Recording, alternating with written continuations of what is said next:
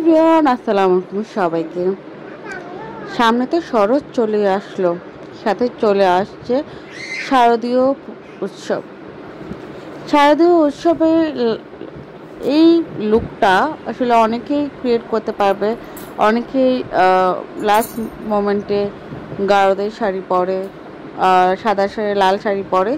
তো ওর কারণে কীরকম মেকআপ করতে পারবে সেটা আমি তোমাদেরকে দেখাচ্ছি। প্রথমে ময়শ্চারাইজার অ্যাপ্লাই করে নেবে। তো আমি এখানে সি গ্ল্যামের প্রাইমার ইউজ করছি, অনেক বেস্ট একটা প্রাইমার। তারপরে আমি মেবলিনের একটি কনসিলার ইউজ করছি। আর সারাদিনে যেহেতু আমাকে লং লাস্টিং হতে হবে, তার জন্য অবশ্যই মেবলিনের সুপার স্টেটা ইউজ করবে। আর হাইলাইটার করতে আমি সব সময় WS7 ইউজ করে, আমার কাছে মোস্ট ভালো লাগে।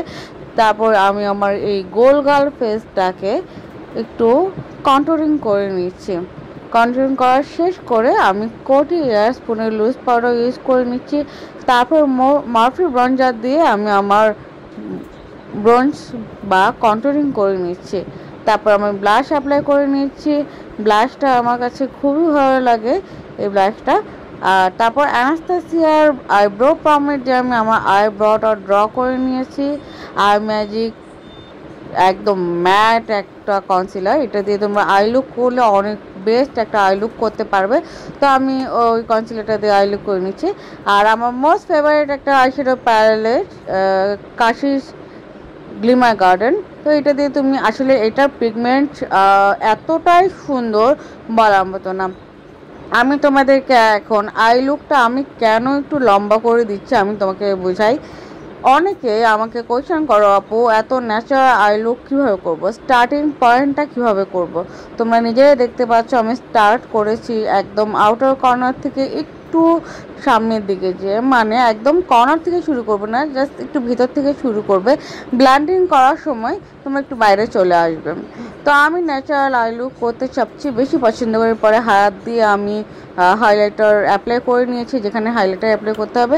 তারপর তোমরা নিজেরাই দেখতে পাচ্ছ একটা অফরা হাইলাইটার প্যালেট থেকে আমি ওখান থেকে সিমারগুলো নিয়ে আমি অ্যাপ্লাই করেছি, যেটা মিডলে।